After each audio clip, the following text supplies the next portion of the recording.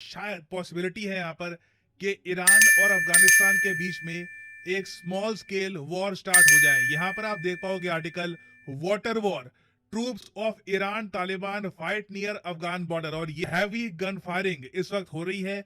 और ईरान के मीडिया ने अभी तक ये रिपोर्ट किया है कि 3 मरे हैं ईरान और अफगानिस्तान की बॉर्डर क्लैश में। 2 ईरान की साइड से मरे हैं, ये by the way border soldiers हैं। एक तालिबान की साइड से मरा है और कोई बड़ी बात नहीं है कि ये नंबर इन द फ्यूचर बढ़ सकता है। और सिचुएशन देखिए टेंस है, आप ऑनलाइन देखोगे बहुत से लोग इसके बारे में बात कर रहे हैं। इस पर बहुत सारी वीडियो सामने आ रही है कि तालिबान बहुत सारा डिफेंस इक्विपमेंट ये अब भेज रहा है ईरान की बॉर्डर पे। अब यहाँ पे आप कहोगे तालिबान के पास डिफेंस इक्विपमेंट कौन सा? जो यूएसए छोड़कर गया था अफगानिस्तान में, जो तालिबान ने बाद में धर लिया था, वही डिफेंस इक्विपमेंट ये ईरान की बॉर्डर की तरफ लेके जा रहे हैं। और इसी बीच कई यूरोपियन न्यूज आउटलेट रिपोर्टिंग ऐसे कर रहे हैं कि ईरान के साथ ठीक ही हुआ। लिटरली मैं कहूंगा यूरोप में कई देश, कई न्यूज आउटलेट सेलिब्रेट कर रहे हैं कि तालिबान ने ईरान के सोल्जर्स को मार दिया। रीजन क्या है इनके सेलिब्रेशन का? क्योंकि ईरान ने बहुत सारे सुसाइड ड्रोन, उसके अलावा डिफेंस इक्विपमेंट ये सब भेजा था रशिया को, ताकि रशिया लगातार यूक्रेन पे आक्रमण कर सके। तो ईरान के थोड़े से प्रोटेस्ट के रिस्पॉन्स में भी तालिबान के लोगों ने गोलियां चलानी स्टार्ट कर दी। तो डिस्कस करते हैं इस टॉपिक को। एक बहुत ही इंपॉर्टेंट जियोपॉलिटिकल टॉपिक है जिसके बारे में आपको बताना चाहिए। बट एक पॉसिबिलिटी है कि फ्यूचर में ईरान अफगानिस्तान का एक डैम मिसाइल से डिस्ट्रॉय कर दे। बात कर रहे हैं 2 देशों के बारे में, एक अफगानिस्तान, दूसरा ईरान। अफगानिस्तान की आबादी आज के समय 4 करोड़ के आसपास है। ईरान की आबादी 8 करोड़ या 9 करोड़ के बीच के आसपास आपको मिलेगी ना। दोनों के बीच में मिलिटरली बहुत ही बड़ा अंतर है। माना यूएसए ने बहुत सारा डिफेंस हार्डवेयर अफगानिस्तान में छोड़ दिया था, मगर तब भी मिलिटरली ईरान एक कई गुना ज्यादा ताकतवर देश है। उसके अलावा हमें यह बात नहीं भूलनी चाहिए, ईरान बहुत करीब है न्यूक्लियर वेपन बनाने के, बहुत ज्यादा करीब है। But at the same time अगर दुनिया में एक देश है जिसे न्यूक्लियर वेपन से डर नहीं लगता तो वो अफगानिस्तान है। मोस्ट प्रॉब्ली वो यही सोचते होंगे और न्यूक्लियर वेपन क्या बिगाड़ लेगा, ऑलरेडी बहुत सारे देश बॉम्बिंग कर चुके हैं यहाँ पर। But on a serious note, main issue Afghanistan और ईरान के बीच में कई दशकों से रहा है हेलमंद रिवर का। देखो, पानी एक ऐसा रिसोर्स है जिसकी वजह से इन द फ्यूचर बहुत सी वॉर्स होंगी, बहुत सी जंगें होंगी। और रिसेंटली क्या हुआ कि ईरान के प्रेसिडेंट रईसी ने यह कहा था कि तालिबान जो हेलमंद रिवर है उसका पानी रोक कर बैठ गया है, ईरान के लोगों तक इस रिवर का पानी नहीं पहुंच पा रहा। ना एक बार आपको मैप पे दिखा देता हूं ये किस रिवर की हम बात कर रहे हैं।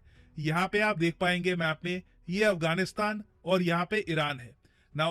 काबुल के पास से ना एक रिवर शुरू होती है, बिल्कुल हिंदू कुश रेंज से एक रिवर स्टार्ट होती है जिसका नाम है हेलमंद रिवर। हेलमंद रिवर अफगानिस्तान की सबसे इंपॉर्टेंट नदी है, सबसे बड़ी नदी भी है। मेन जो इनको पानी चाहिए होता है for irrigation purposes, drinking purposes, इसी नदी से आता है ना। हेलमंद नदी काबुल से शुरू होकर सीधा जाती है ईरान के अंदर, एंड में ईरान में ये पानी पहुंचता है। और ईरान एक ऐसा देश है जहां पर बहुत सारी नदियां नहीं आती, तो हेलमंद नदी का पानी इनके लिए बहुत ही ज्यादा इंपॉर्टेंट है।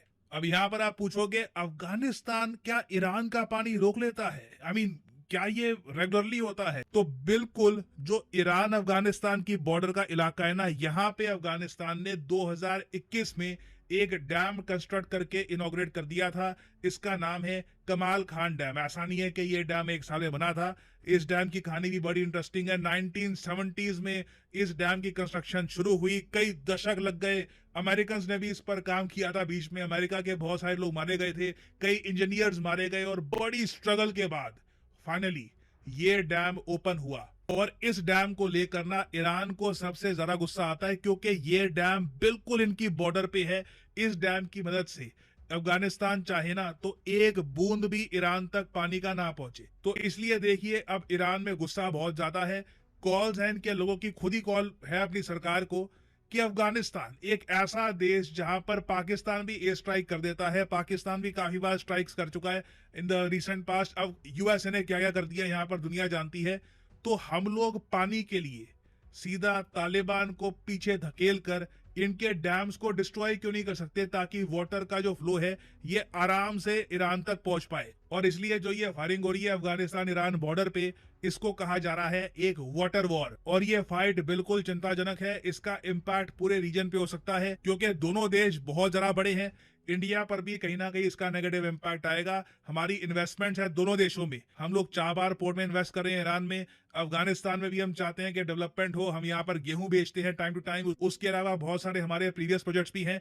तो इंडिया को देखिए डेफिनेटली इसका इम्पैक्ट महसूस होगा। चाइना की वैसे अगर हम बात करें तो चाइना को इससे बहुत ही हैवी लॉस होगा क्योंकि रिसेंटली चाइना ने ईरान में बड़ी इन्वेस्टमेंट्स की बात करी थी, अफगानिस्तान में भी इनके बड़े प्लान्स हैं। तो अगर मान लीजिए एक वॉर हो जाती है दोनों कंट्रीज के बीच में पानी को लेकर, तो चाइना की इन्वेस्टमेंट्स भी बिल्कुल कैंसिल हो जाएंगी।